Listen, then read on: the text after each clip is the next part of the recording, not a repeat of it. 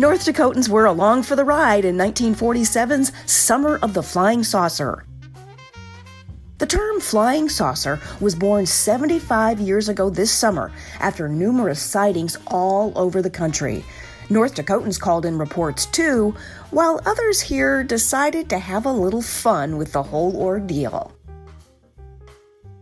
This is Tracy Briggs. Welcome to this week's Back Then, brought to us by Discover Jamestown. To learn more, go to discoverjamestownd.com. I can only imagine what it must have been like to live through that summer of 1947, when people had a continual eye on the sky, wondering what they might see next. A bird? A plane? Superman? Nope. In 1947, it was all about the flying saucer.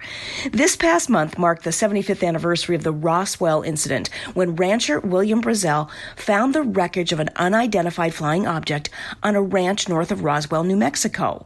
Just 2 weeks earlier, private pilot Kenneth Arnold saw what he described as a flying saucer while flying past Mount Rainier in Washington. In fact, Arnold is credited with coining the phrase flying saucer. So what exactly was in the air that summer? Nearly 50 years before Scully or Mulder uttered it on the X-Files, some people in 1947 clearly believed that we are not alone. Reports of flying saucers flooded into police stations and newspapers all over the United States, including in the upper Midwest. I've combed through the archives and pulled out just a few of the stories from that summer from the Fargo Forum and the Bismarck Tribune. These are the actual reports that appeared in the paper during that out-of-this-world wild summer. So, here we go. Navy vet spots green saucer. Farmer spies shiny object. Virgil Bin of Elliott, North Dakota, reported he saw an object about the size and shape of a dinner plate, but green in color, early Friday evening above his mother's farm, a mile and a half northeast of Elliott in Ransom County. His mother, Mrs. Glenn Bin, and his brother Willard also saw the object, which passed close to the trio, not more than 30 or 40 feet from the ground. Bin said the disc appeared to be traveling south at a high rate of speed. He said there was no possibility of the disc being from some kind of fireworks. A Navy veteran, Bin could not recall anything he had seen in the service that resembled that object. Meantime, farmer Leslie Miller and his wife saw a circular, bright, and shiny object traveling at a high rate of speed near their home in Delamere in Sargent County. Grand Forks looms as Flying Saucer Center. Grand Forks may be on its way to becoming Saucer Center, with several sightings reported over the last several days. Mr. and Mrs. E.O. Borchers reported seeing between 12 and 15 swiftly moving silver discs on July 12th. Mrs. Bert Norby saw just one disc around that same time. She said it revolved over and over as it sped across the sky. 2 young girls reported seeing them above the skies as they swam at Riverside Pool. Fakers gonna fake. A flying saucer reportedly found on the Alvin Johnson farm near Manville, North Dakota, Monday afternoon, was investigated and found to resemble an automobile hubcap with 2 spark plugs welded to the inside. The plugs were connected by wire to a small electric motor to which an automobile light bulb was fastened. A flying saucer found in Woodworth, North Dakota, turned out to be a hoax. 5 men admitted they built the saucer and planted it on Bert Miller's lawn. They said they just wanted to see what happened. The saucer, made from an old wash basin, was so convincing, hundreds of curiosity seekers flocked to the Miller farm to see it. That happened the same time authorities from Washington, D.C. placed a call to the home to investigate. Let me just add that one of the fun parts of that last story from Woodworth, North Dakota, was the paper had published a couple of photos along with the story. They're super grainy, but in one of them you see the 5 men standing around their saucer that they made, so proud of themselves. And the other shows Mrs. Bert Miller. Of course, remember, they often didn't reply to women by their first names. I think her name was Gladys, though I looked that up. Anyway, they show her holding the saucer, and she has a huge smile on her face. So she clearly had a good sense of humor about it.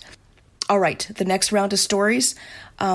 These people had a much different approach to the flying saucer, and in fact, chose it as a way to promote some things going on in their lives. Here we go. Flying saucers are good for something. 1,000 of them, looking suspiciously like paper plates, were pitched out of an airplane in this vicinity. They're good for free admission to a dance near the Garrison Dam site Saturday. Vernon Overley, who has had what he calls the longest bar in the Northwest at Gate City, did the pitching. Here's another story.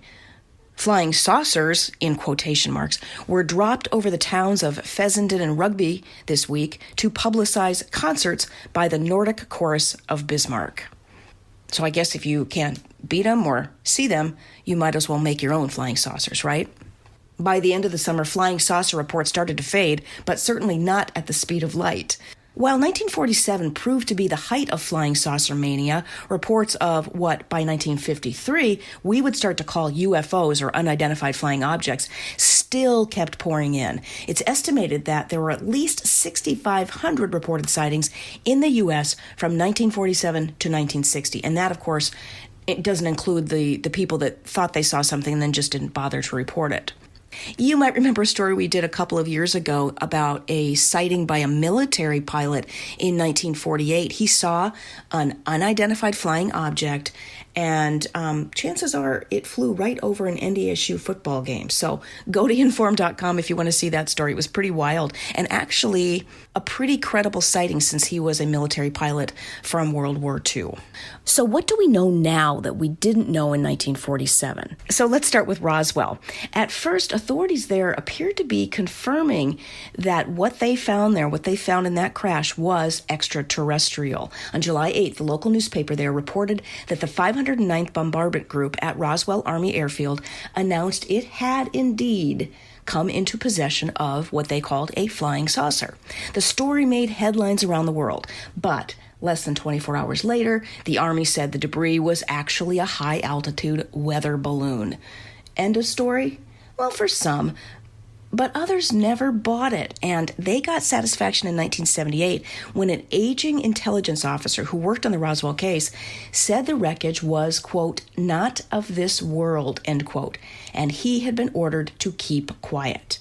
And then, by 1994, a bigger bombshell. The U.S. Army came clean and said the wreckage was not a weather balloon like they had told the public for more than 50 years. They said in 1994 that the debris was part of Project Mogul, which was a military program designed to intercept Russian radio messages via high-altitude balloons, which would then eventually deflate and fall to the earth. So, does that settle the debate? Well, hardly. Sightings certainly continued even after the end of Project Mogul. So, what's up? What do you think? I guess we'll just have to keep our eyes to the skies for further clues. Thanks for listening to Back Then with Tracy Briggs, and thanks again to our sponsor, Discover Jamestown. To learn more, go to discoverjamestownd.com. Forum Communications is proud to be part of The Trust Project. Learn more at thetrustproject.org.